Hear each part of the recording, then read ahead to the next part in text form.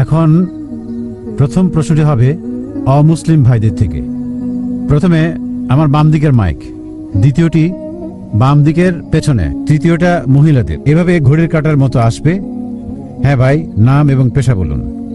আমার নাম কৃষ্ণ রাও, বিদেশে জেনারেল ম্যানেজার হিসেবে কাজ করছি। সৌভাগ্যক্রমে আমার সৌভাগ্যবশত এখানে আমি এসেছি আমার বন্ধুর সাথে, সে এখানে নিয়ে এসেছে। আসলে ডাক্তার জাকির তাকে টিভিতে দেখেছি, সবসময় দেখি, মানে এটা একটা বড় সুযোগ যে তাকে সরাসরি দেখার সুযোগ ঈশ্বর করে দিয়েছেন। আমার একটা প্রশ্ন, আমার সারা জীবনের সন্দেহ যে কেন ঈশ্বর এক ধর্ম সৃষ্টি করেননি, বা কেন সবার জন্য এক ধর্ম সৃষ্টি করেননি যাতে পৃথিবীতে শান্তি বজায় থাকে। তিনি কি জানতেন নাকি জানতেন না যে এ কারণে এজন্য সমস্যা হতে পারে? সুন্দর প্রশ্ন করলেন, খুবই সুন্দর প্রশ্ন। কেন ঈশ্বর একটি ধর্ম তৈরি করলেন না, কেন তিনি ভিন্ন ভিন্ন ধর্ম তৈরি করলেন? তাহলে তো কোনো সমস্যা থাকতো না, কোনো দ্বিধা থাকতো না। আমি তার সাথে একমত, খুবই সুন্দর প্রশ্ন। যদি আপনি কোরআন পড়েন, আল্লাহ কোরআনে বলেছেন সূরা আল ইমরান 3 নম্বর সূরা 19 নম্বর আয়াত, ইন্নাদ দীনা ইনদাল্লাহিল ইসলাম, আল্লাহ তাআলার কাছে একমাত্র গ্রহণযোগ্য ধর্ম হচ্ছে ইসলাম। ইসলাম মানে আল্লাহ তাআলার কাছে নিজের ইচ্ছাকে সমর্পণ করা। যদি আপনি সবগুলো ধর্ম দেখেন, সর্বশক্তিমান ঈশ্বর নবী বা রাসূল প্রেরণ করেছেন এক ধর্ম প্রচারের জন্য। সকল নবী রাসূল আদম আলাইহিস সালাম থেকে শুরু করে নূহ, মুসা, ঈসা, মুহাম্মদ সাল্লাল্লাহু আলাইহি সাল্লাম, সকল নবীগণই আর আমাদের নবী বলেছেন এ পর্যন্ত 1,24,000 নবী রাসূল এই পৃথিবীতে প্রেরণ কাছে পবিত্র কোরআনের সূরা ফাতির 35 নম্বর সূরা 24 নম্বর আয়াতে, ওয়া ইম মিন উম্মাতিন ইল্লা খালা ফিহা নাযীর, এমন কোন জাতি বা গোত্র নেই যাদের কাছে সতর্ককারী প্রেরণ করা হয়নি। আল্লাহ বলেন সূরা রাদ 13 নম্বর সূরা 7 নম্বর আয়াত, কুল্লি কওমিন হাদ, প্রত্যেক জাতির কাছে সতর্ককারী প্রেরণ করা হয়েছে।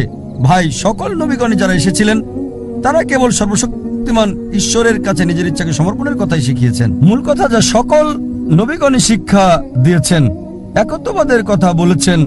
তিনি কাউকে জন্ম দেননি, তার কোনো মা নেই, তার কোনো বাবা নেই, তিনি কেবল একক, তার মতো কোনো কিছু নেই। আর সময়ের স্রোতে পূর্ববর্তী নবীগণ যা প্রচার করেছেন তা পরিবর্তন হয়েছে। লেকচারে আমি বলেছি প্রায় সব ধর্মগ্রন্থ যেগুলো কোরআনের আগে এসেছে পরিবর্তিত হয়ে গেছে।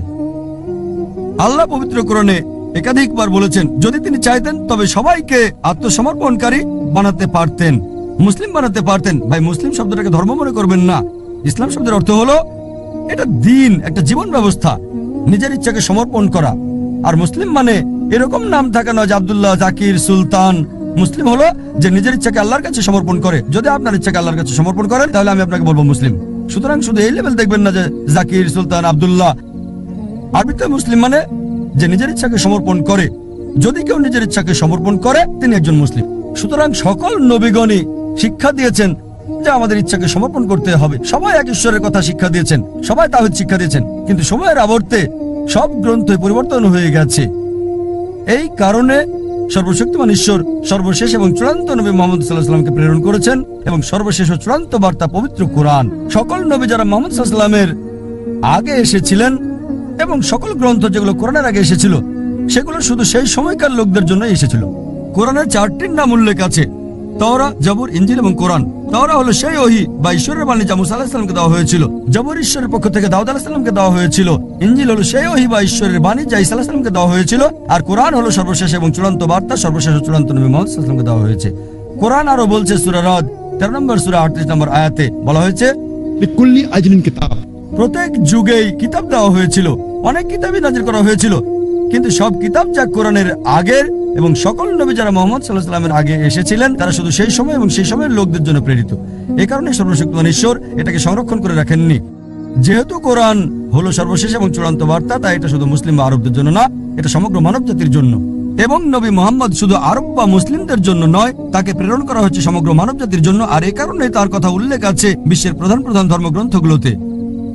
আর এই কিতাব পবিত্র কোরআনে আল্লাহ বলেছেন সূরা হিজর 15 নম্বর সূরা 9 নম্বর আয়াতে, এই কোরআন আমি নাজিল করেছি, আমি এর হেফাজত করব। তার মানে আমরা দেখছি সর্বশক্তিমান ঈশ্বর রাসূল প্রেরণ করেছিলেন একটাই ধর্ম প্রচারের জন্য, মানে ঈশ্বরের কাছে নিজের ইচ্ছাকে সমর্পণ করার জন্য। আরবিতে এটা ইসলাম। যীশু খ্রিস্ট কখনোই খ্রিস্টান ধর্ম প্রচার করতে আসেননি। খ্রিস্টান শব্দটি যে বাইবেলে নেই এটা কি আপনি জানেন? পুরো বাইবেলে খ্রিস্টান শব্দটি খুঁজে পাবেন না। তিনি খ্রিস্টান ধর্ম প্রচার করেননি। খ্রিস্টান শব্দটা দ্বারা মূলত অ্যান্টিওয়াকে যিশুর অনুসারীদের বোঝাতো বুক অফ অ্যাক্টসে আছে ডাকনাম। সুতরাং যিশু খ্রিস্ট ইসলাম প্রচার করেছেন। এটা আছে গসপেল অফ জন অধ্যায় 5 অনুচ্ছেদ 30। যিশু খ্রিস্ট বলেছেন যে আমার ইচ্ছায় নয়, আমার পিতার ইচ্ছায়, প্রভুর ইচ্ছায়। আরবিতে বললে তিনি ইসলাম প্রচার করেছিলেন। একইভাবে যদি ভগবদ গীতা পড়েন, শ্রীকৃষ্ণ বলছে ঈশ্বরের কাছে তোমাদের ইচ্ছাকে সমর্পণ করো। যদি আরবিতে বলেন, তিনি বলছেন আপনাকে ইসলাম মানতে। সুতরাং আমরা দেখছি সব নবী রাসূল নিজের ইচ্ছাকে ঈশ্বরের কাছে সমর্পণ করার শিক্ষা দিয়েছেন। এজন্যই কোরআন বলছে সূরা আল ইমরান 3 নম্বর সূরা 19 নম্বর আয়াতে, ইন্নাদ দীনা ইনদাল্লাহিল ইসলাম। আল্লাহর কাছে একমাত্র গ্রহণযোগ্য জীবন ব্যবস্থা হলো নিজের ইচ্ছাকে আল্লাহর কাছে সমর্পণ করা। আমাদের উচিত ধর্মগ্রন্থে ফিরে যাওয়া, সর্বশক্তিমান ঈশ্বরের নির্দেশে ফিরে যাওয়া এবং নিজের ইচ্ছাকে ঈশ্বরের নির্দেশের কাছে সমর্পণ করুন। তাহলে আপনি সত্য পথে থাকবেন। আশা করি উত্তরটা পেয়েছেন। হ্যাঁ, দ্বিতীয় প্রশ্ন আমার বাম দিকে, ঠিক পেছনে। শুভ সন্ধ্যা ডাক্তার জাকির নাইক। আমার নাম নরেশ। বিকম পাশ করেছি আমি, আর ফিল্ম ইন্ডাস্ট্রিতে চাকরির চেষ্টা করছি। আর আমার প্রথম প্রশ্ন হলো মানব বিবর্তন নিয়ে। মানব বিবর্তন নিয়ে কোরআন কি বলছে? কারণ একজন মানুষ স্বাভাবিকভাবে চিন্তা করুন, আদম এবং ইভ প্রথম মানুষ, মানে মানব বিবর্তনের কারণ। যদি সেই দিক থেকে ভাবেন, এখন আদম আর ইভ তিনি আমাদের আদি আদি আদি আদি পিতা, আর বলতে পারি আমরা পুত্র আর কন্যার ন্যায় তাদের। তাহলে কিভাবে আমরা নিজেরা আপন ভাই বোনদেরকে বিয়ে করছি? ভাই প্রশ্ন করলেন যে বিবর্তন সম্পর্কে কোরআন কি বলছে।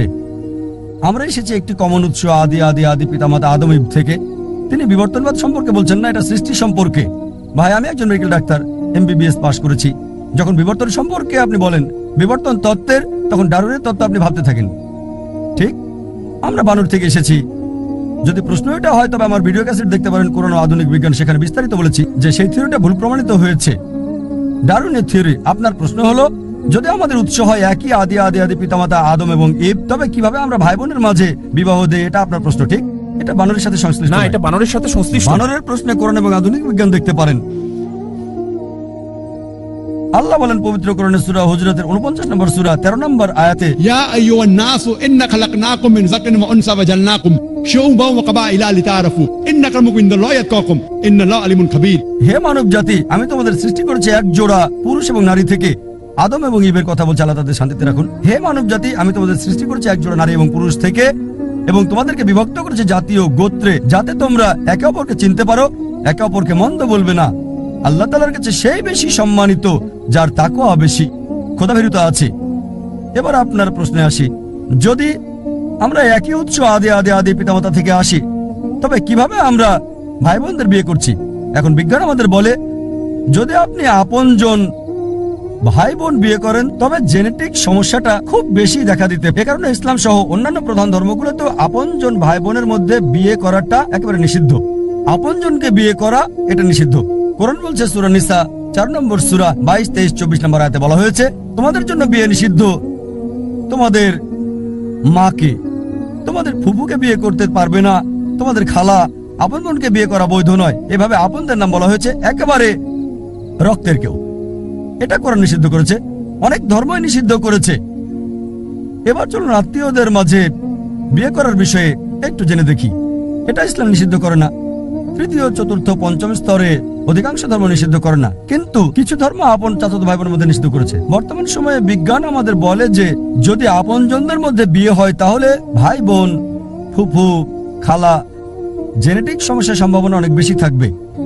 আর যদি এমন হয় যে চাচাতো ভাই বোনের মধ্যে, তখন সম্ভাবনাটা কম থাকে, তবে আছে। তৃতীয়, চতুর্থ আর পঞ্চম স্তরে কোনো সমস্যা নেই। যদি আপনি অপরিচিত কাউকে বিয়ে করেন, সম্পর্কের বাইরের কাউকে, অপরিচিতদের মধ্যে, তারপরও জেনেটিক সমস্যা হতে পারে, এটা অন্য বিষয়, কিন্তু হতে পারে। সুতরাং কোরআনের এই আয়াত যেটা বলছে আদম এবং ইভ আমাদের সবার আদি আদি উৎস, এর জন্য আমরা সবাই মানবজাতি ভাই ভাই। يا أيها الناس আমরা সবাই মানুষেরা ভাই ভাই।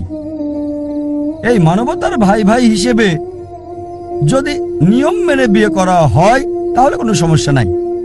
আমি আপনার সাথে একমত, যদিও সব মানুষই আপনার ভাই বোন হতে পারে তৃতীয়, চতুর্থ, পঞ্চম, দশম, শত শত, হাজার হাজার, লক্ষ লক্ষ, যাই হোক, আমরা হচ্ছে একটা বড় পরিবার, কিন্তু তাদেরকে বিয়ে করতে কোনো নিষেধ নাই, এমনকি বৈজ্ঞানিক ভাবেও কোনো সমস্যা নাই। শুধু আপনজনদের মাঝে বিয়ে করলে আপন ভাই বা আপন ফুপু, আপন খালা, জেনেটিক সমস্যার সম্ভাবনা রয়েছে, কিন্তু অন্যদের ক্ষেত্রে নাই। তাই আমি আপনার সঙ্গে একমত, আমরা সবাই মানবজাতি মানুষ হিসেবে ভাই ভাই, তবে তাদের বিয়ে করতে সমস্যা নাই, ইসলামে নিষেধ নাই, এমনকি বিজ্ঞানও সমর্থন করে। আশা করি আপনার। এখন একটা প্রশ্ন নিতে পারি আমার বাম দিকের ভাই থেকে। আমি মিস্টার রবীন্দ্রন, একজন সমাজকর্মী। আমি পিস অর্গানাইজেশনকে ধন্যবাদ জানাই এবং বন্ধু এরিয়ার ইঙ্গারকে। আমি ইতিমধ্যে বিষয়গুলো উল্লেখ করেছি আমার জার্নালে সর্বশক্তিমান এক ঈশ্বর প্রসঙ্গে। আমার একটি প্রশ্ন, ইসলামের অলৌকিকত্ব কি? যেমন সং অফ সলোমন 5 অধ্যায় 16 অনুচ্ছেদে আছে। আমি জানতে চাই, অনেক ধর্মই অলৌকিক বলে থাকে, তাই আমি ইসলামের অলৌকিকত্ব জানতে চাই। ভাই প্রশ্ন করলেন যে ইসলামের অলৌকিকত্ব কি, আর উদ্ধৃতি দিলেন সং অফ সলোমন 5 অধ্যায় 16 অনুচ্ছেদ। সং অফ সলোমন হলো বাইবেলের অংশ। সং অফ সলোমন বাইবেলের ওল্ড টেস্টামেন্টে আছে, হিব্রুতে আছে। حكم ومتكم بكل محمد زيدودي زيراي بين جيروسلم এটা হিব্রু ধৃতি, আমি মূল থেকে বলছি কারণ অনুবাদ ভুল হতে পারে। حكم ومتكم بكل محمد زيدودي زيراي بين جيروسلم, যার অর্থ সে অতি মনোরম, সে প্রশংসিত, সে আমার প্রিয়। হে ইসরায়েলের সন্তানেরা, মূল থেকে বলছি কেন? কারণ মূল শব্দটা হচ্ছে মুহাম্মাদিম। হিব্রু ভাষায় ইমযুক্ত করা হয় সম্মান বোঝাতে গিয়ে। মুহাম্মাদের সাথে ইমযোগ করলে হবে মুহাম্মাদিম, যেমন এল্লো মানে ঈশ্বর, এলোহিম ঈশ্বরের প্রতি সম্মান বোঝায়। আর বাইবেলের অনুবাদের মধ্যে এই প্রপার নাউন মুহাম্মাদের অনুবাদ করেছেন অতি মনোরম। কিন্তু সং অফ সলোমন অধ্যায় 5 অনুচ্ছেদ 16-তে সর্বশেষ চূড়ান্ত নবী মুহাম্মদ সাল্লাল্লাহু আলাইহি সাল্লামের আগমন সম্পর্কে তার নাম সহ বলা হয়েছে। এবার আসি আপনার প্রথম প্রশ্নে, ইসলামের অলৌকিকত্ব কি? ইসলামের অনেক অলৌকিকত্ব রয়েছে। যদি সহিহ হাদিস পড়েন, সেখানে 300-এরও বেশি অলৌকিকত্বের কথা উল্লেখ আছে, যেগুলো নবীজি করেছিলেন। তবে যে অলৌকিকত্ব নিয়ে গর্ব করি তা হচ্ছে পবিত্র কোরআন। এটা হচ্ছে ইসলামের অলৌকিকত্ব। অন্য সব অলৌকিকত্ব আমরা বিশ্বাস করি, যেমন মুসা আলাইহিস সালাম সমুদ্র 2 ভাগ করেছিলেন, যীশু খ্রিস্ট আলাইহিস সালাম মৃতকে জীবিত করতেন। কিন্তু এখন যদি দেখতে যাই, সেই সময় কি যেতে পারবো যাচাই করতে সমুদ্র ভাগ করেছিলেন কিনা? সেই সময় লোকজন মানত, আপনি মানবেন, আমি মানব। একই কথা অবিশ্বাসীদের ক্ষেত্রে অতীতে ফিরে যেতে পারবে না আর যাচাই করতে পারবে না মুসা আলাইহিস সালাম সমুদ্রকে 2 ভাগ করেছিলেন কিনা, যিশু মৃতকে জীবিত করেছিলেন কিনা, নবীজি মুহাম্মদ সাল্লাল্লাহু আলাইহি সাল্লাম চাঁদকে ভাগ করেছিলেন, কিন্তু সেই সময় যেতে পারবেন না। একটা অলৌকিকত্ব যেটা সেই সময়ের জন্য ছিল, এই সময়ের এবং শেষ সময় পর্যন্ত পবিত্র কোরআন। এটা অলৌকিকের অলৌকিক। আর 1 সপ্তাহ আগে, প্রায় 8 দিন আগে, এটা 12ই জানুয়ারি একটা লেকচার দিয়েছি, কোরআন এবং আধুনিক বিজ্ঞান সাংঘর্ষিক নাকি সামঞ্জস্যপূর্ণ। আর প্রমাণ করেছি এই কোরআন অলৌকিকের অলৌকিক। এটা শুধু অলৌকিক নয়, অলৌকিকের অলৌকিক। এটা সব সময়ের অলৌকিক। আগের সময়টা ছিল অলৌকিকত্বের, সেই সময় প্রমাণ করেছে। তারপর সাহিত্য এবং কবিতার যুগ আসলো। কোরআন হলো সবচেয়ে উত্তম সাহিত্য এই পৃথিবীর বুকে, মুসলিম এবং অমুসলিম আরবি বিশেষজ্ঞদের মতে। এখন যদি কোনো ধর্মগ্রন্থ কাব্যিক ভাষায় বলে পৃথিবী সমতল, বিশ্বাস করবেন? উত্তর হচ্ছে না। কারণ এখন সময়টা সাহিত্য আর কবিতার নয়, এখন বিজ্ঞান আর প্রযুক্তির যুগ। তাই 8 দিন আগে আমি প্রমাণ করেছি কোরআন 1400 বছর আগে যা বলেছে, বিজ্ঞান সেটা এখন আবিষ্কার করেছে। 20 বছর আগে, 50 বছর আগে, 100 বছর আগে, 200 বছর আগে। কে কোরআনে এইসব কথা বলেছে? সর্বশক্তিমান ঈশ্বর ছাড়া কেউ না। সবচেয়ে ভালো অলৌকিক, চূড়ান্ত অলৌকিক, অলৌকিকের অলৌকিক হচ্ছে পবিত্র কোরআন। পেছনের মাইক থেকে একজন অমুসলিম ভাই। শুভ সন্ধ্যা স্যার, আমার নাম MS শ্রীধর। আমি একজন ব্যাংক অফিসার। আমার উপার্জনটা ব্যাংক থেকে, মানে ব্যাংকের আসল আয় বা সুদ থেকে। আমার কিছু মুসলিম বন্ধু আছে যারা খুবই নিয়ন্ত্রিত। এমনকি আমার বাসায় খাবার বা চা খাওয়া তারা মনে করে যে এটা ব্যাংকের আসল উপার্জন, অর্থাৎ সুদের থেকে আসে। দয়া করে বলুন যে এই যে সুদ এবং কোরআন যা বলছে তা যদি একই হয়, তবে আধুনিক ব্যাংকগুলো যে চালু আছে এবং লেনদেন করে চলেছে? আসলে প্রশ্নটা ভালোভাবে আমি বলতে পারছি না, আমি দুঃখিত।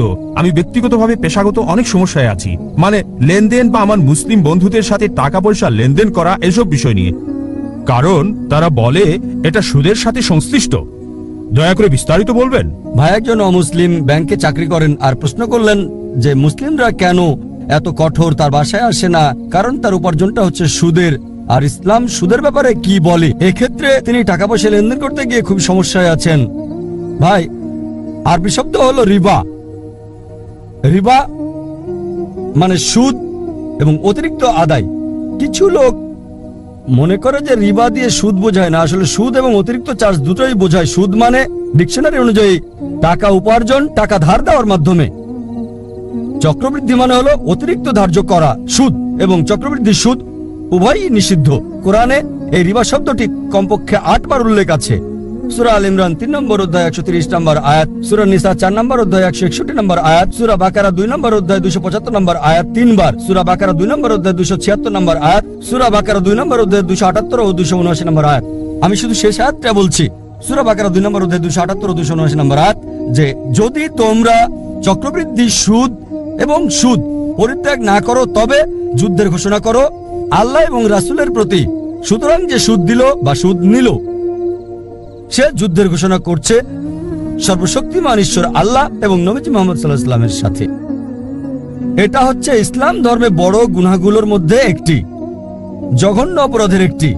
একটি হাদিসে আছে সুদের সর্বনিম্ন গুনাহ হচ্ছে জিনা করার সমান, মায়ের সাথে ব্যভিচারের সমান। এখন এর পেছনে যুক্তি কি? আমার ভিডিও ক্যাসেট দেখতে পারেন, সুদমুক্ত অর্থনীতি, কোরআন অনুযায়ী বিস্তারিত সেখানে বলা হয়েছে। যুক্তিতে যদি আপনাকে প্রমাণ দিতে হয় ইসলামের সুদ কেন হারাম, কয়েক ঘন্টা সময়ের দরকার হবে। এখন সম্ভব নয়, কিন্তু সংক্ষেপে বলতে গেলে কেন সুদ নিষিদ্ধ? কারণ এটা ধনীকে আরো ধনী করে এবং গরিবকে আরো গরিব করে। এছাড়াও অনেক ক্ষতিকারক দিক রয়েছে, যেমন আপনি জানেন 80-র দশকে অধিকাংশ ব্যাংক জুয়ার কেন্দ্র প্রতিষ্ঠা করেছিল, মদের বার ইত্যাদি প্রতিষ্ঠা করেছিল। আর ইসলামে আমরা মুনাফা এবং ক্ষতি বন্টনে বিশ্বাস করি। এখন দেখুন, আপনি একজন ব্যাংকার, সবচেয়ে বেশি লোন পায় সবচেয়ে ভালো কোম্পানি। সুদ চালু করেছে, এই ব্যাংকিং ব্যবস্থা চালু করেছে রাজা পঞ্চম জর্জ। রাজা পঞ্চম জর্জ আসল তাই হচ্ছে সে। অতীতে এমনটা ছিল না, কিন্তু বর্তমানে ধনীরা আরো ধনী হচ্ছে। একজন দরিদ্র লোক লোন তুলতে গেলে তার জন্য খুবই কঠিন। দেখা হয় তার কি কি সম্পদ আছে, তার উপার্জন কত। এজন্য একজন দরিদ্রের পক্ষে লোন পাওয়া খুবই কঠিন। আর যদি আপনি বড় বড় কোম্পানিগুলো দেখেন, সবচেয়ে বড় কোম্পানি তারা শর্তমুক্ত কোম্পানি। এজন্য এখন আমরা দেখছি স্টক তালিকা হচ্ছে। জানেন অনিল আম্বানি, তিনি রিলায়েন্স পাওয়ার চালু করেছেন। কতগুলো? 1.1 লাখ কোটি। যা প্রত্যাশা করেছিল তার চেয়ে শতগুণ বেশি পেয়েছে। কোন ব্যাংকই তাকে এত টাকা দিতে পারবে না। তিনি কি করেছিলেন? তিনি চালু করেছেন স্টক। স্টকটা কি? এটি ইসলামিক পদ্ধতি, লাভ লোকসান বন্টন, ঠিক? আর সুদ এটা হারাম, কারণ অনেক নেতিবাচক দিক আছে। ইসলামে মুনাফা এবং লোকসান সমবন্টনে বিশ্বাস করি। আপনি শেয়ার কিনেছেন, কোন কোম্পানির শেয়ার কিনলেন, যদি লাভ হয় আপনি লাভ পাবেন, যদি লোকসান হয় আপনাকে বহন করতে হবে। নির্দিষ্ট করা নাই 8%, 9%। অনেকে এইভাবে অনেক টাকা পায়। আর তারা যেটা করে তা হলো শেয়ার ছাড়ে। যদি আপনি শেয়ার কেনেন হালাল কোনো কোম্পানির, যেটা মদের কোম্পানি নয়, ব্যাংক নয়, বা কোনো হারাম কর্মকাণ্ডের নয়, তবে সেটা বৈধ। সুতরাং আমরা ইসলামে লাভ লোকসান বন্টনে বিশ্বাস করি। অনিল আম্বানি চালু করেছেন, প্রত্যাশার চেয়ে শতগুণ বেশি পেয়েছেন, ঠিক? 1.1 লাখ কোটি একই সময়ে পেয়েছে, প্রত্যাশার চেয়ে 10 গুণ বেশি। কেন? লোকজন ভাবছে যদি অনিল আম্বানির সাথে বিনিয়োগ করি নির্দিষ্ট পরিমাণে 8, 9 বা 10% পাবো না, হয়তো পাবো 20, 30 বা 50%। আপনি জানেন যেহেতু আপনি ব্যাংকার, যৌথ ফান্ডে জিএম বেসিক 1 নম্বর 116% এক বছরে। এ কারণে ইসলামে আমরা লাভ লোকসান বন্টনে বিশ্বাস করি। আর এজন্যই রিবা, নির্দিষ্ট সুদ, নির্দিষ্ট টাকা ধার দেওয়ার মাধ্যমে নির্ধারিত পরিমাণ উপার্জন হারাম। বিস্তারিত জানতে আমার ভিডিও ক্যাসেট দেখতে পারেন। কোরআনের বর্ণনায় সুদমুক্ত অর্থনীতি। এ কারণে যদি আপনি আপনার ব্যাংকে প্রচলিত ব্যবস্থা থেকে ইসলামিক ব্যবস্থায় রূপান্তর করেন, ইনশাল্লাহ আপনি মুসলিম কাস্টমার পাবেন, ইনশাল্লাহ। আর এখন ভারত সরকার, আরবিআই, অর্থমন্ত্রী পুরোপুরি ইসলামিক ব্যাংকের জন্য অনুমোদন দিচ্ছেন না, কিন্তু লোকজন তার কাছে যাচ্ছে। আমি নিজে মিস্টার চিদাম্বরমের সঙ্গে কথা বলেছি যখন তিনি সৌদি আরবে ছিলেন। আর খুবই সম্ভাবনা আছে মনমোহন সিং, আমাদের প্রধানমন্ত্রী, তিনি আগে অর্থমন্ত্রী ছিলেন, অর্থনীতি ভালো বোঝেন, খুবই সম্ভাবনা রয়েছে ইনশাআল্লাহ ইনশাআল্লাহ। তিনি প্রধানমন্ত্রীর সঙ্গে বিষয়টা পর্যালোচনা করেছেন, মনমোহন সিং এবং অর্থমন্ত্রী মিস্টার চিদাম্বরম। খুবই সম্ভাবনা আছে যে অতি শীঘ্রই আমরা একটা ইসলামিক ব্যবস্থা পাবো। আর আপনি কোনো ইসলামিক ব্যাংক দেখে তাতে যুক্ত হন। এই কারণে আপনি দেখবেন সিটি ব্যাংক ইসলামিক ব্যাংকিং চালু করেছে, এইচএসবিসি ইসলামিক ব্যাংকিং চালু করেছে, অধিকাংশ আন্তর্জাতিক ব্যাংকেই ইসলামিক ব্যাংকিং চালু করেছে। কেন? কারণ তারা দেখেছে তারা অধিক মুনাফা পাবে এবং গ্রাহকদেরও বেশি মুনাফা দিতে পারবে। এটা ইসলামিক। সুতরাং যদি আমরা শরিয়া মানি, পবিত্র কোরআন এবং সহিহ হাদিস মানি, আপনি উপার্জন করতে পারবেন, অন্য কেউ সুযোগ করে দিতে পারবেন। আশা করি উত্তরটা পেয়েছেন।